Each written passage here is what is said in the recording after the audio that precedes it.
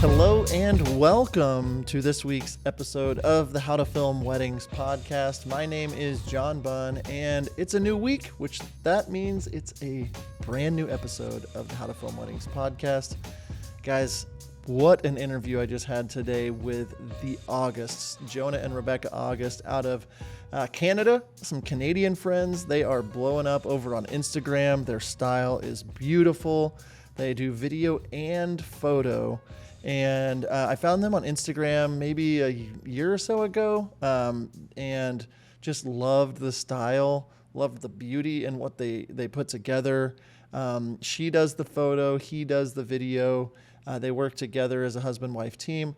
We talk about a lot of stuff. We talk about Instagram, and we talk about how they've used it to book weddings. We've talked about their pricing and package structure. We talk about who their inspiration is, how they work on a wedding day, lots of different things, just how they got into the wedding world.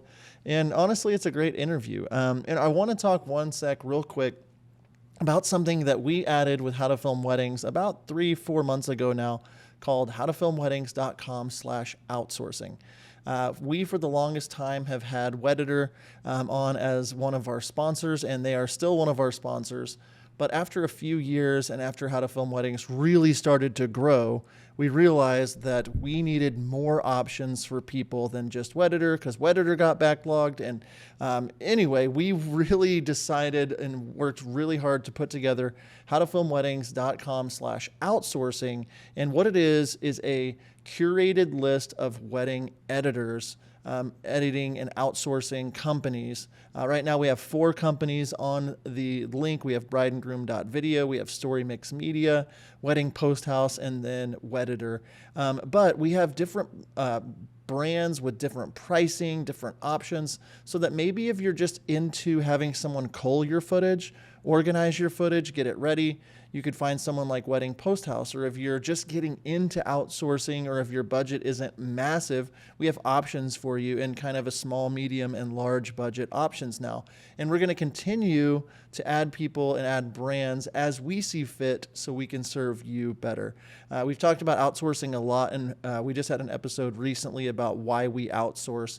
And I just wanted to throw it out here at the beginning of the episode as we are getting into July, which is crazy, and as our fall season's going to get here, if you know you are going to need outsourcing, now is the time to be reaching out to editors and starting to have them work on projects so that you can see if they're the right fit for you, because you don't just throw your footage to an editor and then they can replicate what you do perfectly. It takes time. And so if you haven't already, do us a favor, head over to howtofilmweddings.com/outsourcing and check out the full list. We've got some highlight videos from each of the companies on there, some reviews, and easy ways for you to reach out to them and get started in your outsourcing journey today. So without further ado, here is our episode with the Augusts. All right, well, welcome Jonah and Rebecca, the Augusts. The Augusts. They're here with us today on the How to Film Weddings podcast. Why don't you guys say hello, introduce yourself, tell us anything and everything you'd like the world to know.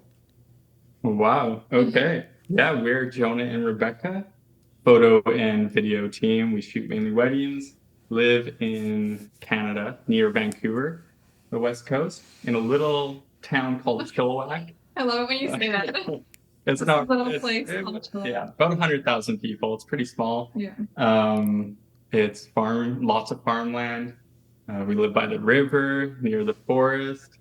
And what else can I say about ourselves? I don't know. I feel like you really painted a good picture there. Yeah. And what's the name of the town? What was the name of it? It's called Chilliwack. Chilliwack. That's awesome. Yeah. Okay, sorry, continue. I thought that's what you said. It's a weird name. Rebecca's from Salmon Arm, a city called Salmon Arm. Yeah. And the next city over from there is called Sycamoose. And so there's just a bunch of weird names in BC where we live.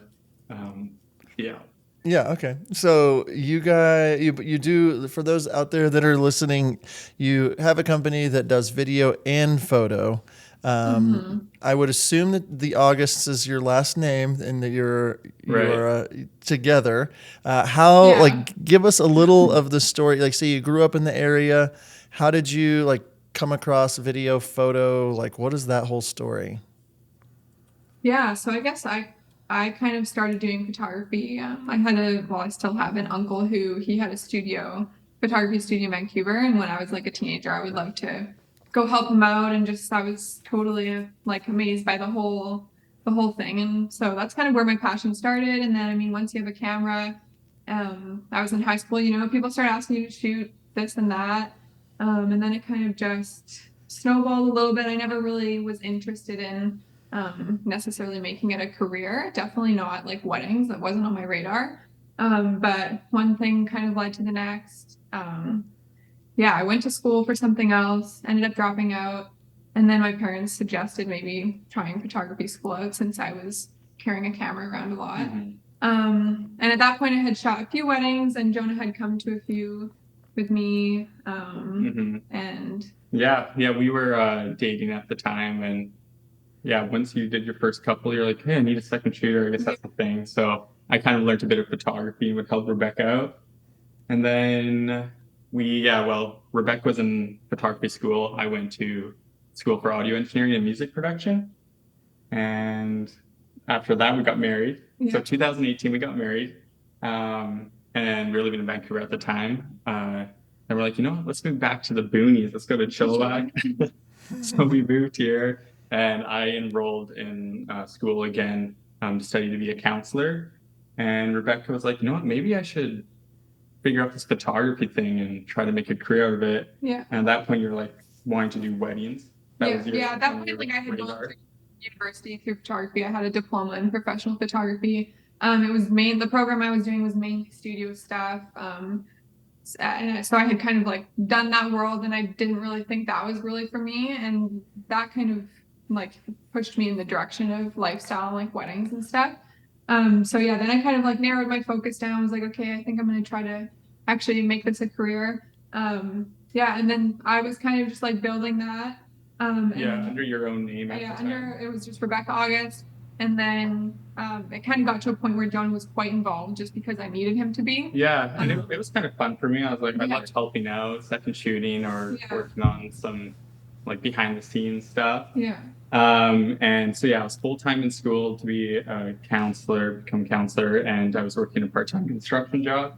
And then after a few client meetings where they were asking if we did video, I was like, well, we always had to say no, and we don't know anyone who does video. Yeah, and they would be like, so like, can you give us recommendations? And we were like, we actually don't even know. Especially living in Chilliwack, we're like, we didn't. So after a few people asked, I did a little Google search, typed in Chilliwack wedding videographer, and not a single company came up. Mm-hmm. And instantly I was like, sweet, this could be an awesome business opportunity. Never really filmed anything before, but at that point we were like, maybe we should sneak this out. I started researching a bit. I think that's when I found your guys' podcast. I found some other wedding educators, and you saw some real. On YouTube, I typed in cinematic wedding video, and then White and Reverie, one of their videos came up, and I was like, oh my goodness, this is beautiful. I had no idea wedding videos could look that way. So I started doing my research. At the time, really popular camera was the GH5. So I was like, all right, that's the camera I'm supposed to buy. But I was really on the fence, because I didn't want to jump into another passion and spend money on it and then have it just fizzle out or not work out. But for a few months, we kind of went back and forth. I'm like, should I do it? Should I not? Should I get a camera? Should I learn? And came to the point one day where I was on Marketplace, found a GH5 in the next city over, and I was like, sick. This could be it. A good price. I was like, Rebecca, please let me buy this camera. She's like, I don't want to just be one of your passions that you start and not. Well, I didn't completely shut it down. But Joe is an all or nothing type person, and if you like, just from his little story here, he's doing counseling, like he's in construction. He got an audio engineering and music production diploma, so he just likes to like.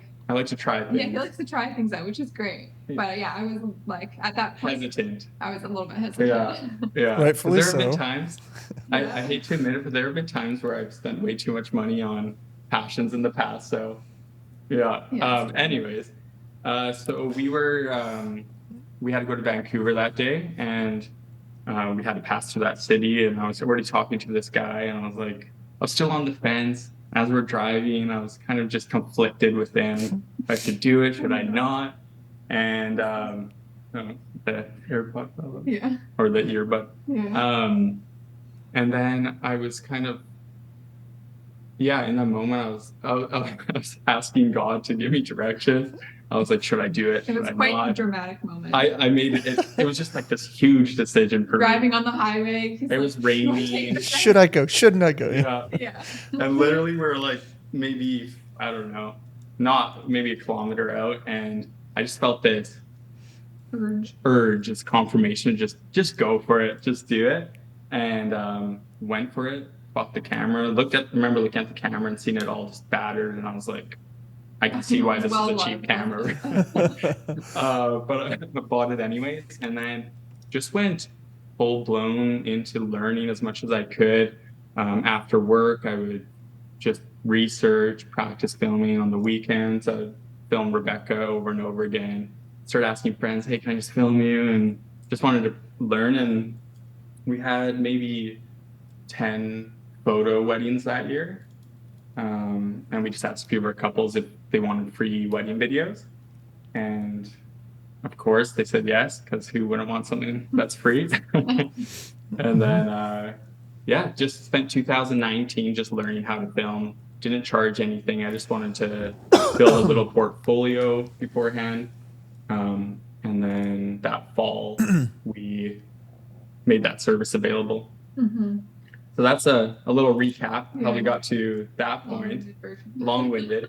I like long-winded. I was lost in the story. I've had those moments too, where it's just like you're driving down the highway. Should I do this? Shouldn't I do this? And then obviously my wife has had to bear the weight of my passions as well. It's like, I should buy lawnmowers. I like my lawn. I should really invest into whatever, or whatever it is, And so I get that on Rebecca's side for sure. For some reason, it always has to do with a marketplace purchase. It's something marketplace. Yeah. And it's something I've been dwelling on for like a week, and Rebecca just hears about it an hour before I'm going to buy it. So there's a little bit of give and take, I'm sure, in that, being a husband and wife team that also does, the video and the photo together.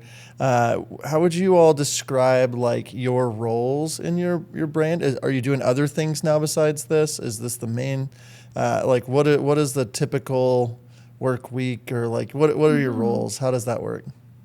Yeah, I mean, like obviously Jonah, he does the video, I do the photo side of things.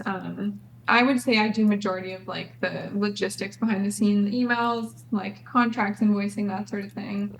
I would say you work on our social media more than I do. Yeah, social media, SEO. Yeah, website stuff you do. But yeah, weddings is like all we do. We don't do anything else right now. Weddings and couples.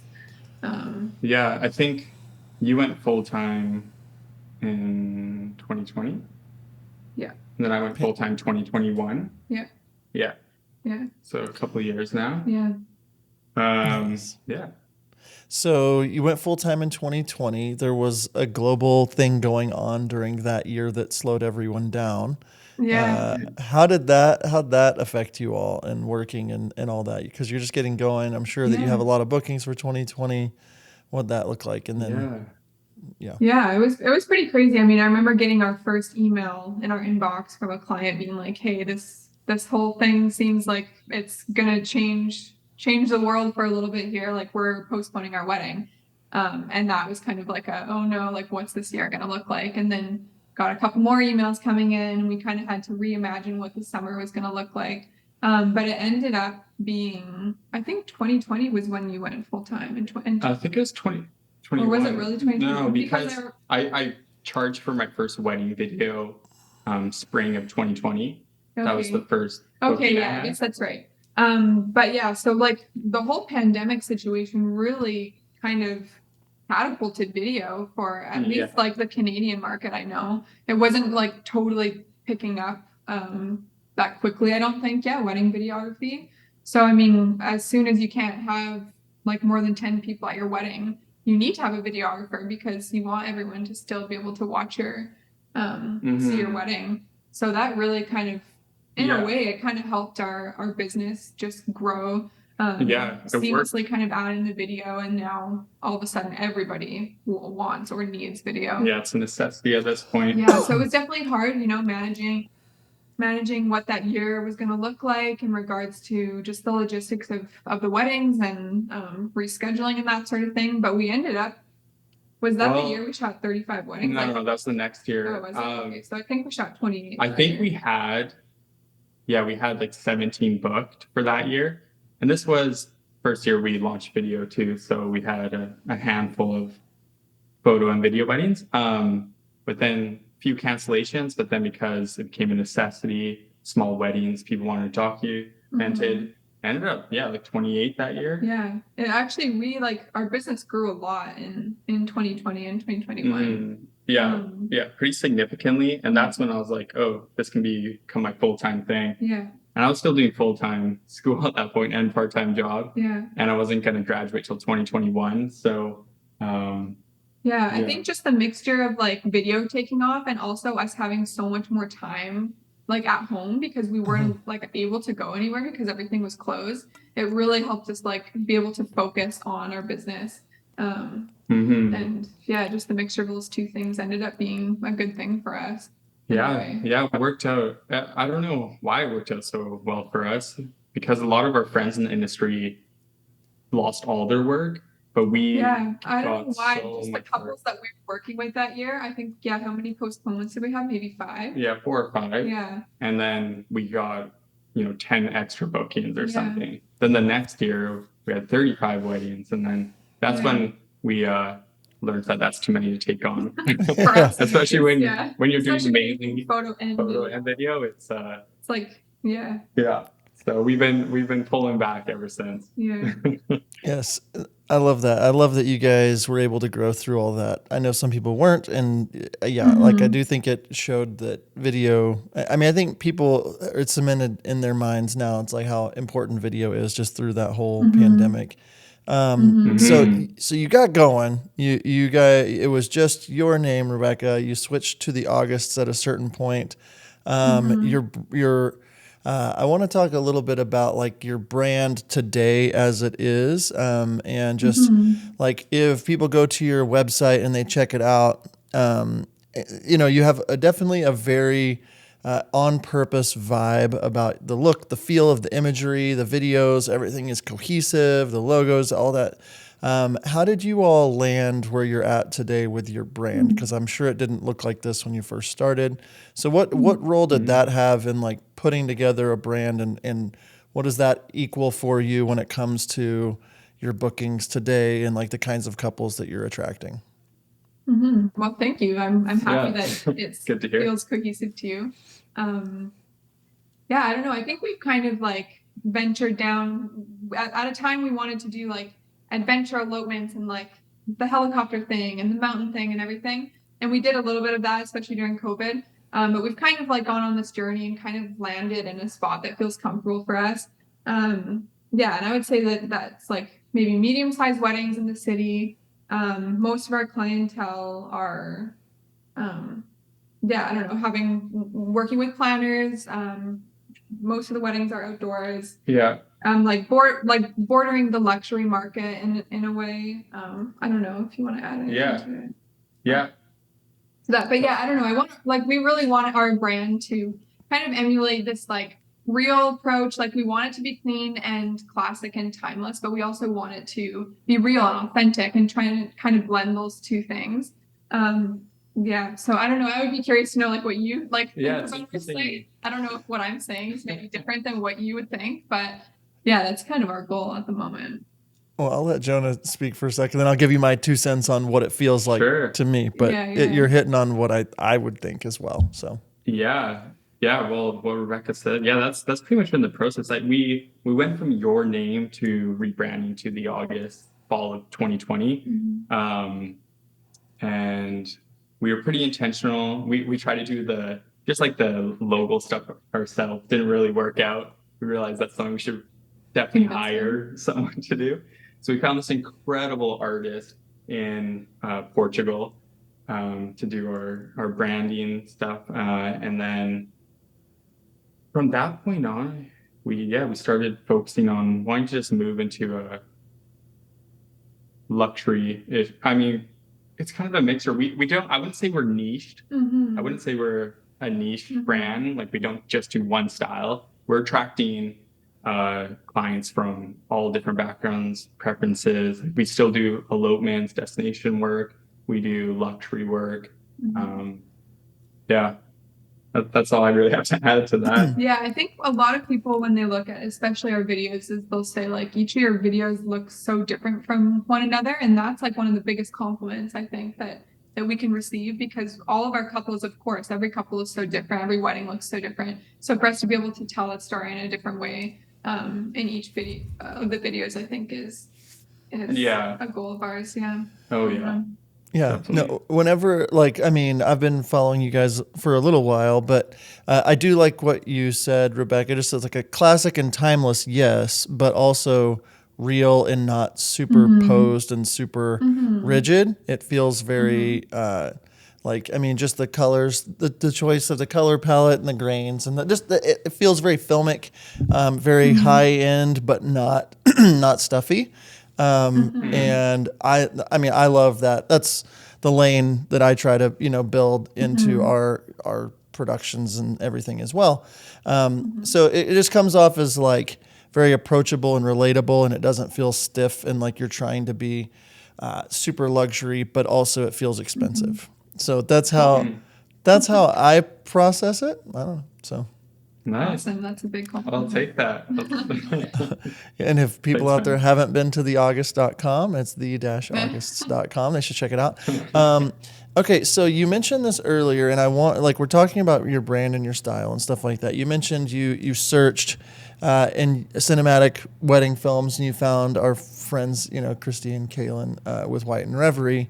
They've had such a huge role in so many people, like just realizing what you can do with wedding films instead of just like Uncle Bob with a camera on a tripod with wheels and a big bright light in your face. And so when it comes to you all and your inspirations for the looks, the feel, everything that you have, you found White and Reverie. I would assume they're pretty big on your list of people that inspire you, but are there any photographers or any other filmmakers that like really come to mind that help you be inspired? Doesn't have to be weddings, can be, but yeah.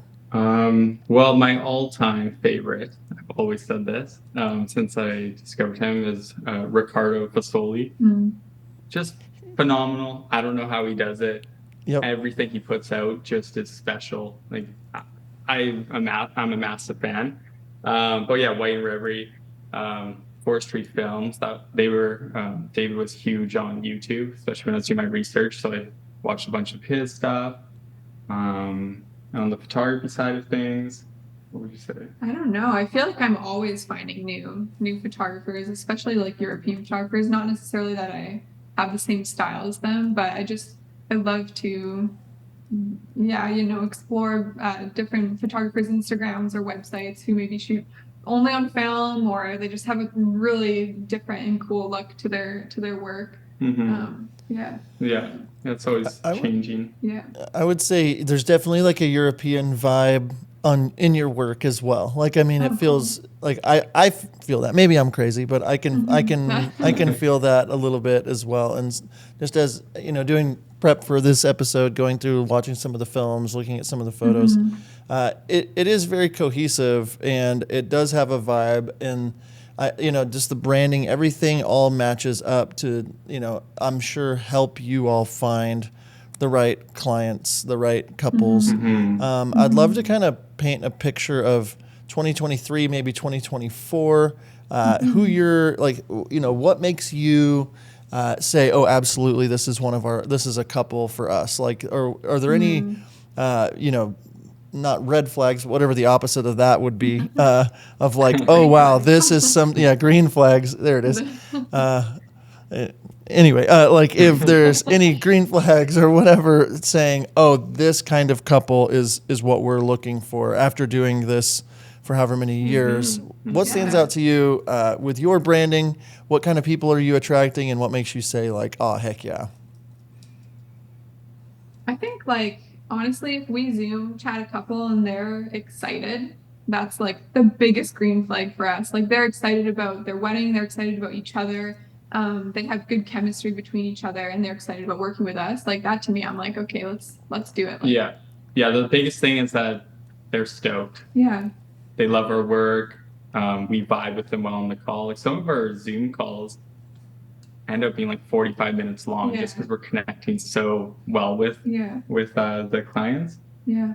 But yeah, that's the main thing. And we don't really we don't focus as much on like, oh, we're going for a specific style, like your wedding, must look a certain way for us to take you on. It's more like, yeah, does the couple connect with us? Do they connect well with each other? Can we pull a story out of this?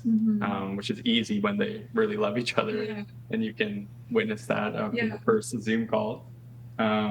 Yeah, we really rarely like ask them questions about like what their wedding's gonna look like. Of course, we'll want to know the logistics of when and where, but most of our questions have to do with them and how did they meet each other and like what do they do on the weekend? What do they do in their free time? Like, do they like to travel? Where have they been? Like, we really just want to get to know them, and that's really how we kind of like decide whether or not we would be a good fit. Yeah, before we even talk any business stuff, we just try to make a connection.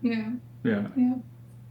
I love it. Yeah, and I can see that in your work. It's like it's not like you're just, and I love this about it, and because it's rare to see where somebody or a brand is just like about the couples and the stories first, and not just about like the vibe. It's not like you're only doing forest weddings, elopements. You've got a very big mixture of kinds of weddings, but it all feels like the same brand. So that's really cool to see.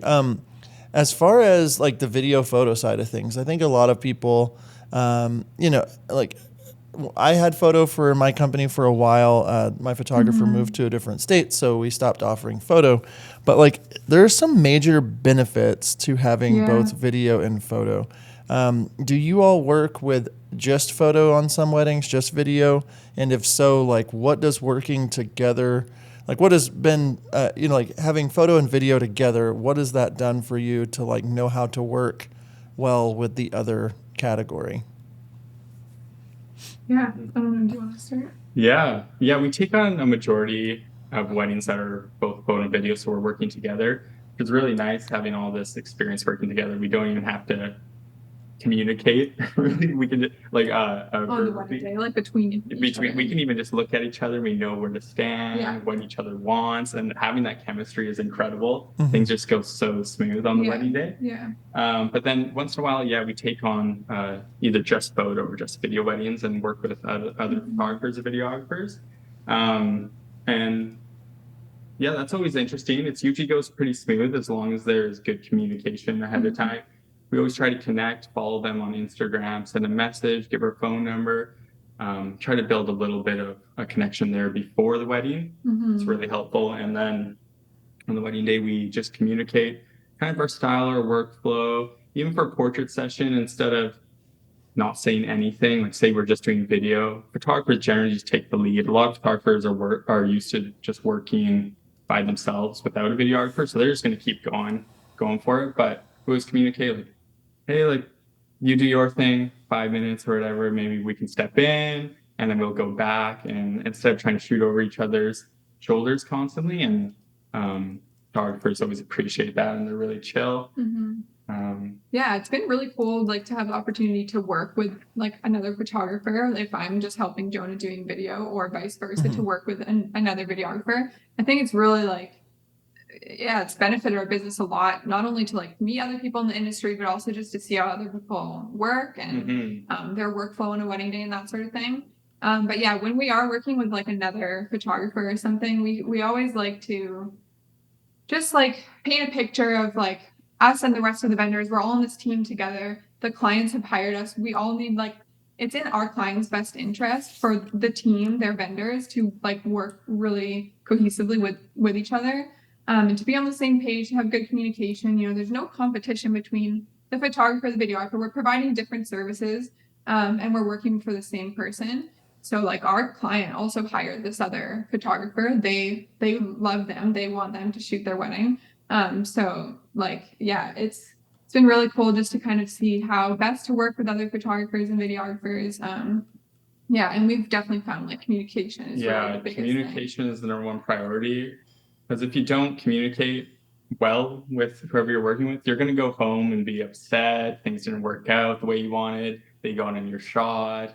Editing's a nightmare now. So it's just good to have that conversation and to just be nice. Like, go into it excited. Hey, like, I'm Jonah. Nice to meet you. And just keep it a positive atmosphere. And once in a while, there will be people that just, they don't want to. In Canada, there's mean people in Canada? I know. What? I know. It's rare. I think they usually come from the States. Yeah, that tracks. That tracks. They were never born here. Yeah.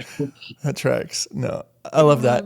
And so you currently, when you're doing like a video photo package collection together, is it just the two of you? Do you bring extra people? How does that work? Yeah, usually it's just the two of us. We're really used to working like solo. When we have other hands, we're almost like, what do we do? Like, what do we get them to do? But yeah, if it's like a big wedding, if there's more than like maybe 150 guests, we'll usually bring on some more hands for at least maybe the ceremony. Yeah, half the day or something. Yeah. No, I think it's a really cool thing to offer. And I think more people should really consider doing both, because I mean, when you think about like a wedding day, I would say this with Nina, who used to be our photographer. It's like her busiest time of the day was like right after the ceremony, trying to get family portraits, trying to get all that stuff done, trying to get, the couples portraits. And during that time, the video wasn't, I mean, I don't need to film that much. Like, I mean, I can, but I can be there to help during that. And during my busiest part of the day is when the photo team is a little bit more chill or whatever, when I'm needing. And so that, and then just the smaller footprint, one contract, creative control that you get to have. Like, I loved every second of it. Yeah, we really think it's awesome. And like, even if you just do video or you just do photo, like finding someone who does like photo or video, whatever you don't do, and creating some sort of like package where you can work together and book like a lot of weddings together. I think that's so beneficial to not only to you and like it'll just make your life easier on the wedding day, but it's also really beneficial to your client. Have a team that works together like a lot. And yeah, it's definitely one of the biggest selling features we have, and why clients choose us. It's because we do both. It's just easier for them. We have one contract, one team. Yeah, and there's things like putting the mic on the dress that like off and like fixing it or whatever once it's on the bride or something that like, most brides aren't going to want Jonah to do that. So it's really awesome for me to be able to be there.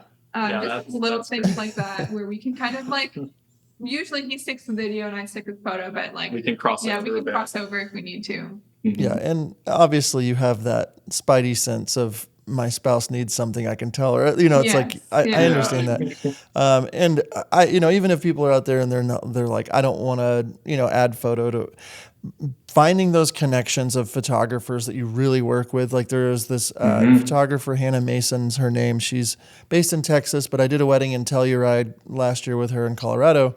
And I've referred her to like 4 other weddings because it was just so easy to work with her. We're working together next year with each other. And it's just like, building those relationships are always super important. You talked about having, you talked about having like one contract, one different package or different things like that. I'd love to kind of dive in a little bit to like what the 2023, 2024 pricing packages, collections, like what does that look like for you all? Like, how are you pricing yourself? How many weddings are you trying to take, especially for 2024? Yeah. Usually, so we have the approach of the 3 package structure, 3 tiers. It's a really good approach to have. There are many ways to do it, but we've been always doing it this way and it's worked. So the main point is trying to get that middle package booked the most. You price it correctly and add the right things. So if we're just doing photo or video, which we don't do very often, we start at a base of 6 hours coverage, and the highlight film's it's just a 2 to 3 minute video, no extras, and that's $5,000, whether it's photo or video. And photo, all they're getting is just coverage on the day, and sometimes no engagement session. It's really base, so no one it's very rare that someone books that. And then when we have joint packages, we start with 6 hours as well, photo and video. And that's $8,000. So we give a 20% discount if they book together, which is also very compelling. And it helps get couples in the door. But that's the base. And then it goes up to like 10,000, 12,000, and then there's a bunch of add-ons. So we average over 10,000 per wedding, and we try. I mean, like 2 years ago we did 35, which was excessive. And we weren't averaging it. No, we were at a lower price then. And then last year we were like, hey, let's cap it at 25. We're never going to do 35 again. And then we did like 28, so we went over. But and then this year our goal is just 20 weddings, but we have 22. So we also have an associate team that shoots for us that takes on weddings. But that's kind of how we go with it. And then each package includes more stuff. Like our middle package will include a ceremony film and a little bit of a longer highlight film, and then we also include an engagement photo shoot in that. And then the top package has quite a few extras like speeches and like a little Instagram teaser and photo album, I believe, is in there. Yeah, I like that. And I think it's such a benefit, like we've mentioned, just having both services, the ability to, like you can give them so much more value. So kudos to that. I was going to ask you this too, just moving more into like your all's business. Social media, your Instagram following is larger than most wedding filmmakers out there. What is the role of social media? How do you use it to help your bookings? What is like a little more of the behind the scenes of your strategy on like what you're trying to put into your feed, and how is that, is it helping you book stuff? Is it the main way you book stuff? Like what is it, what's its role for you? Especially I'm guessing Instagram, just as I'm saying social media, but yeah. Instagram, it's changed. Our approach has changed over time, especially with algorithm changes and video becoming a big thing. But a couple of years ago, we've always looked at our feed as a portfolio. So we're trying to keep it cohesive. But I'm quality control. Yeah, okay, Rebecca's quality control. So many times I'm like, hey, can I post this? And she's like, no. Which is good. It's actually good. But no, it improves our business and brings in the right clients.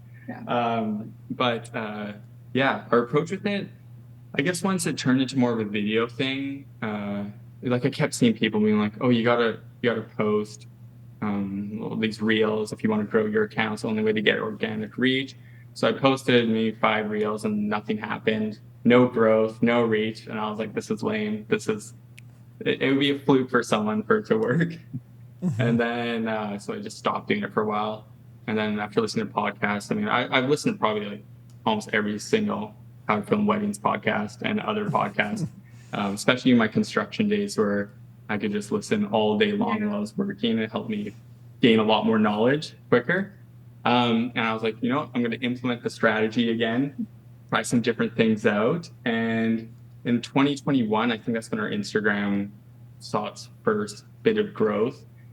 Posted 1 reel, and within a week, we got like 5,000 new followers. And we're like, oh my goodness, that's insane. That was just massive growth right away, especially because we had a small account at that point. So kept doing that a bit.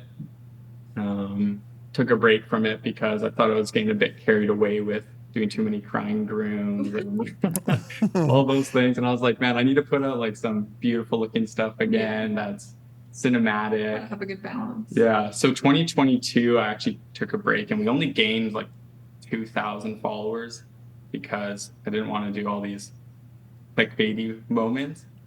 And then early this year came around again. And I was like, I'm going to start posting some more stuff. And then this year we've gone up 10,000, I think 10,000 followers again. So it's kind of just playing the algorithm. But we kind of take the approach, like it's not all about just gaining or like growing your account.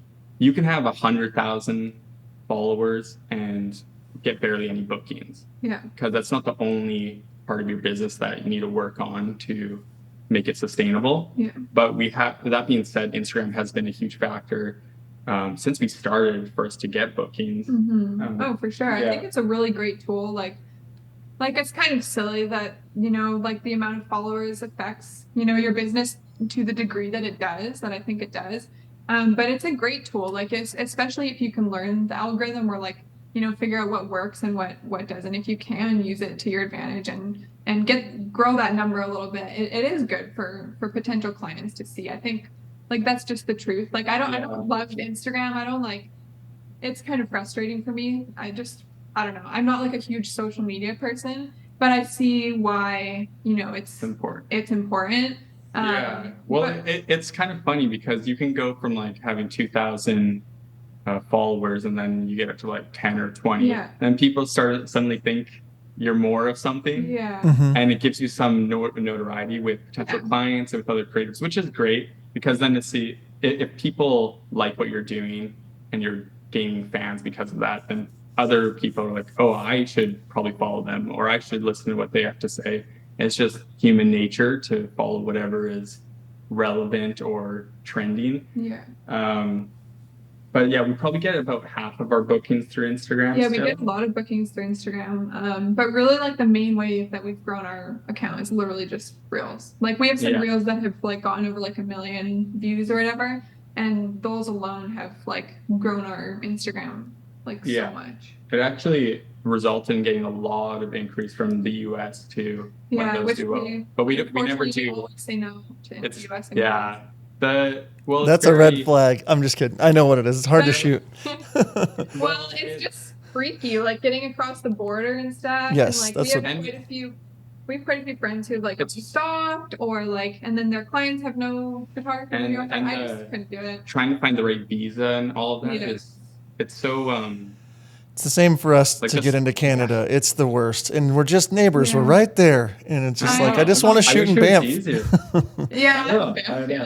I wish, like, and the inquiries are always sweet, like the Grand Canyon or Utah or New York, California. I'm like, man, I wish Rebecca could have been in US. Well, my mom. You would have been dual, but you're. I so wish you were dual. That would have been sweet. You'd be so rich right now. We'd love to shoot in the States, but I just would hate for anything to happen. And on one thing, which John, and of course, I know I've heard how much you can charge for weddings and all that. It's insane. Even the increase we get for the States, the budget is like so high. Yeah. And I'm like, it's just a totally different. Pretty rough. I would look into what you can do to get access, because I do think your vibe fits really well with, like, obviously the Grand Canyon you said, but like Montana or like Oregon or all those places. I mean, Idaho, all these different, and there's just so many cool spots to shoot. But I know. But yeah, we feel the same way. So Instagram is that kind of thing that we say it's kind of like the curb appeal into your brand. Mm-hmm. And as I like flipped through your Instagram page, I'm immediately like drawn in and attracted to your work, to the two of you. I want to know more about you. And it's like the curb appeal that makes you want to go click that link and, see what the website's all about and different things like that. Mm-hmm. And you can tell that you all have put work into showing off different locations, different kinds of vibes, different kinds of emotions, and beauty, is a word that comes to mind a lot with what you're posting. It's just like really beautiful imagery. Ricardo's a big inspiration to you, and just like that beautiful imagery that's just like, there's just beauty in nature. You just have to go find it, that kind of thing. Mm-hmm. Or beauty in everything. It's just like, and so you guys are showing that. And then, yes, when you get more people following along, there's that social proof that makes it easier for people to be like, oh wow, they're not, and I hate it and like it at the same time. And I think we all feel that way, where it's like, I'm more than a number next to my name or a blue check next to my name. But there is something to that, where it's just like, if you're paying attention and the whole with builders kind of posts where it's like grooms crying or emotional things, or and then you have depth builders that are like, wow, this is just beautiful imagery. This is a beautiful film. This is a beautiful moment. These are beautiful photos, and mix that in there, and simultaneously you're growing that base. Whenever people do find you, they're like, whoa, the August, they've got this. Okay, who are these people? And you start to build this rapport with them immediately. And I can't stress enough, if you're out there and your Instagram feed is all wonky and just has random stuff in it, that doesn't make any sense, to like go back through there and really look at how you present yourself. And does the curb appeal match the website? When they come into the living room, what does that look like? What does that feel like? And so I would have assumed that over half your inquiries came from the gram. Yeah, for sure. Yeah. Okay. So before wrapping things up today, I do want to talk just a little bit more about like where you find inspiration and beauty, and like what you're thinking about during the wedding day when it comes to like how to capture moments and how to tell stories. I feel like you guys do that really well. One of the films I watched like started out with the bride and groom just like doing their vows, and then the bride kisses the groom and realizes like, oh wait, hold up, I'm not supposed to be doing this. And it just like drew you in, and it wasn't like a ridiculous story, but it was just like a moment. But the color was perfect. It brought me in, it hooked me. When it comes to like your approach to storytelling, sequencing, all that kind of stuff with your photo and your video, that whole storytelling process, what is that? Like, how does that work with you all? Are you guys doing a lot pre-production? Are you thinking about their story beforehand? Are you like, what's the approach to producing this beauty?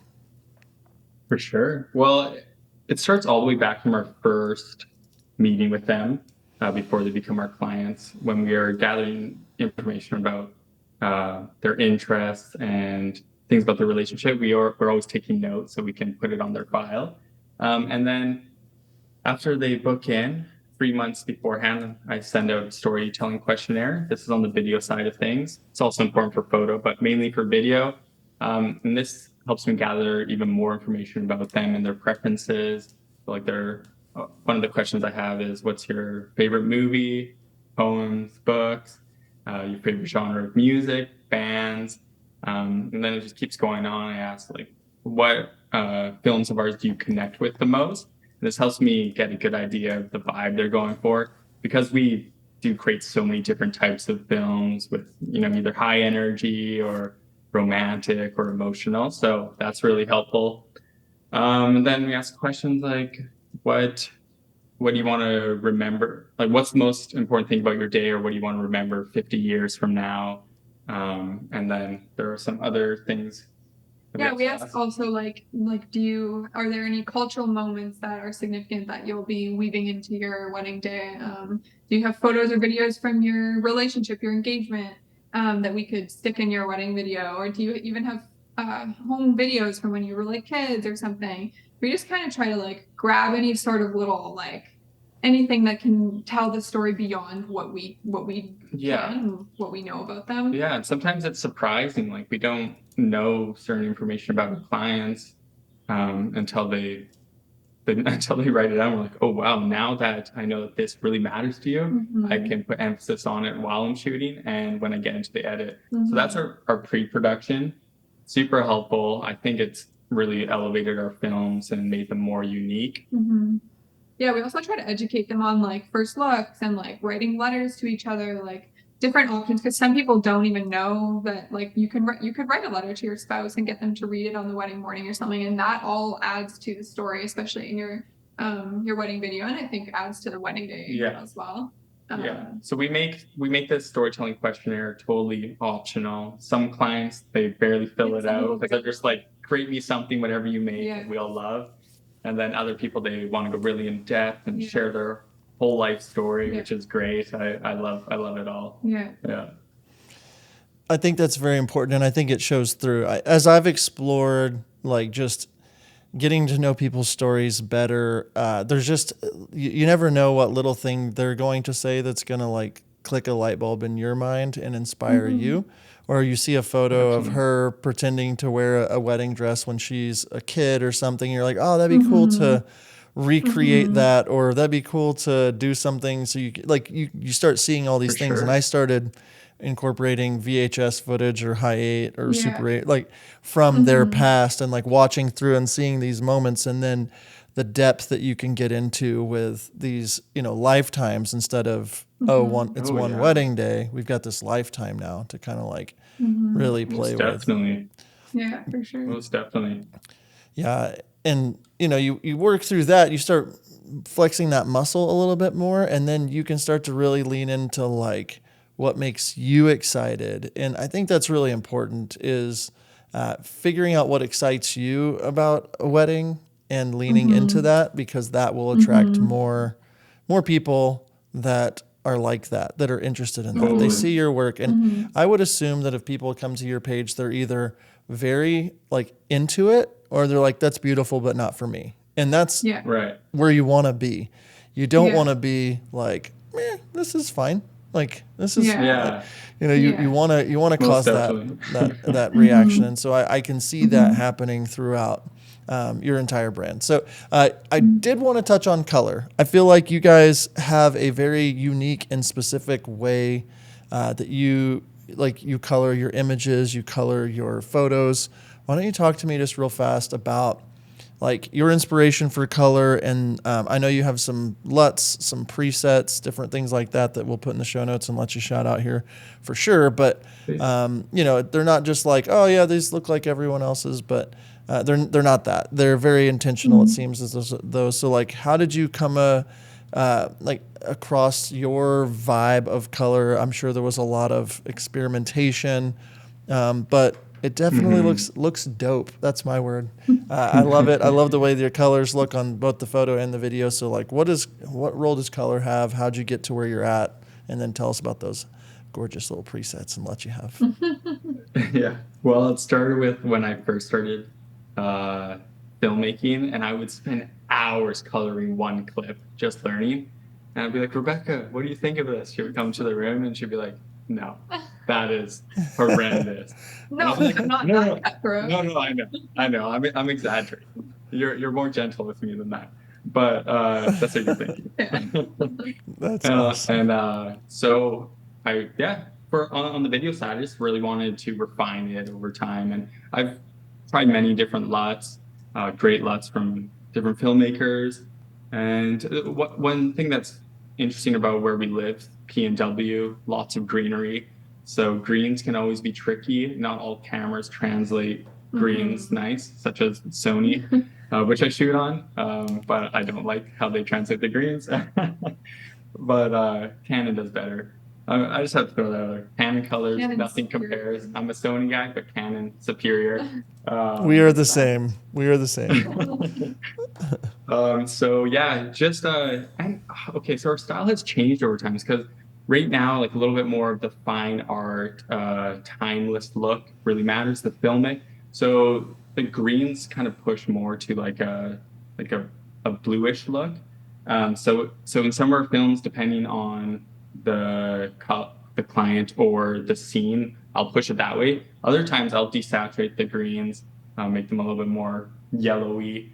I actually focus a lot on the green specifically, just because I think that color in films can be super distracting, especially if you're shooting, grass or in the forest. Just shooting grass. Just filming the blade of grass. Classic grass shot. Ooh, yeah. That's the intro to all my films. Yeah. So earlier this year, I wanted to develop my own LUTs, my own specific look. So did a lot of research, try to learn the right routes to go about it, how to start, just to really dial it in the correct way. And then after some months of constant work, refined the pack, tried it on all different cameras with log footage, Rec 709 or some Cinetone, how it would look with all of that, and then release those. It's been pretty sweet. Yeah. And then presets. Rebecca came with her preset pack. Yeah, my a couple years back. Yeah, the presets that are on our website right now are a little bit Outdated. dated, I would say. Yeah. I would say like my editing right now is a little bit different than those presets. So I am hoping to release some new ones in the future. But yeah, I think like we really want our stuff to look classic. We want it to be timeless. We want the colors to be kind of true to color, but also have some style. We like the film look.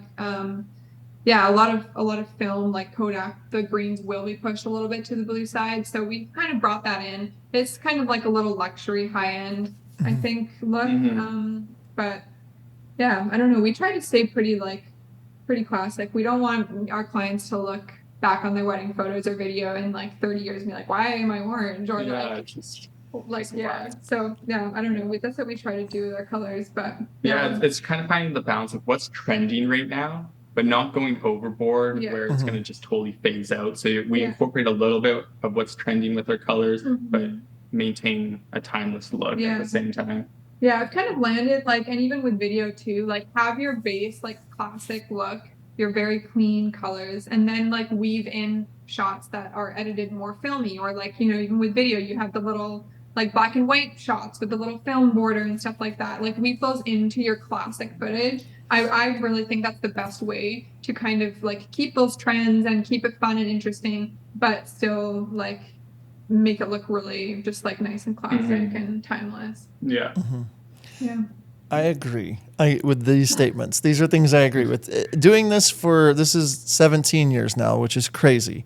I've just seen so many trends. Like when I started, the trend was like selective color. That was like everything is black and white except for those red roses, and that was in videos. Sure. Yeah. And I was just like, I can't do this. I can't put this in my films. I can't.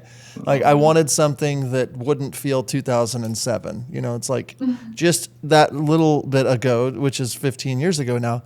2007. It's like the look and feel of photos that were film and true to color. Maybe a little bit of, you know, some of the desaturating the greens and some magenta in the skin tones. Just some little bit. Those are ones where you're like, whoa, those are beautiful. Maybe the dress is out of style or the hairstyle is out of style or whatever, but it's not like this feeling, you know. It's like, oh, this like, so that speaks to me a lot, and I get it. I dabble and try different things in teasers or different little shorter clips, but when it comes to their main films, I want something that's going to stand the test of time, and I would say that you all have that. It does feel luxe, it does feel nice, but it doesn't feel like you're trying to do something too much, but it's clean. So again, those are the ways I would describe it. I don't know if that's, if you need like a clip or a sound bit, we can get you one for your website from this. No, I'm kidding. As we're wrapping up today, anything else that you just want to make sure that the audience hears about our conversation? And then also, where's the best place for people to reach out to you and connect with you? Well, I want to say on another note, I'm really grateful for this podcast. And I know thousands of other people feel the same way. When I was getting going, not knowing how to learn, where to start, finding this podcast early on and listening to every episode and desperately waiting for the next one to come out, and just having that while I was working, it was amazing. I would come home from my construction job and be like, Rebecca, this is what I learned today. We got to implement this in the business. This will help us get further quicker. And I probably for a couple of years, he probably heard your guys' voices more than mine. Yeah, probably. Sorry about that. Yeah, and it's just so helpful, and that's a big thing. Just being willing to learn from others, get inspired by others. Don't try to do it all yourself. Like there's so much great education out there. That's been really helpful. So I appreciate you, John. Thank you. I appreciate Nick. Thank you. That means the world. And then, where can people find you? Or if they want to reach out, they've heard this episode, they want to say, hey, best place, Instagram, best place, like where's the best place? They can always DM us on Instagram. We like to respond. We try not to leave people on red or anything like that. Our Instagram is just the Augusts, right? At the August __. The underscores. And then our website, www. You don't have to say that anymore. It's 2023. www. Yeah, World Just Wide kidding. Web. Yeah. World Wide Web dot the August the Yeah. dash August. August.com. Yeah. Yeah. Yeah. Yeah, and then we're World on Wide Web. TikTok, YouTube as well. Just type in the August, you'll find us. I love it. Well, thank you guys so much for taking the time. I know that you have lots of weddings and lots of other things you could be doing. Our audience appreciates it, and I'm excited to hopefully meet up one day in real life in the future. So Yeah. thank you guys That'd so be much for amazing. being on, and we wish you nothing but the best. Thanks for having us. Thanks so much for having us. Wow. Thank you, Jonah and Rebecca from the August, for taking the last hour or so and just diving into your business and helping us elevate the wedding film industry. Seriously, be sure to go check out the Augusts on Instagram or at the-augusts.com. And also, as a reminder from the first of the episode, if you have not checked out howtofilmweddings.com/outsourcing, you want to do that today to just see our curated list of outsourcing and editing houses right there on the How to Film Weddings page. That's howtofilmweddings.com/outsourcing. For those of you that are still here listening to the sound of my voice, it's ringing in your ear holes. Thank you. Thank you so much for being part of the How to Film Weddings community. If you ever need anything, mostly anything, send us a DM on Instagram at How to Film Weddings. We'd be glad to answer your questions there. Join our Facebook community. Guys, we're here for you. Let us know if you need us. And until next time, we'll see you.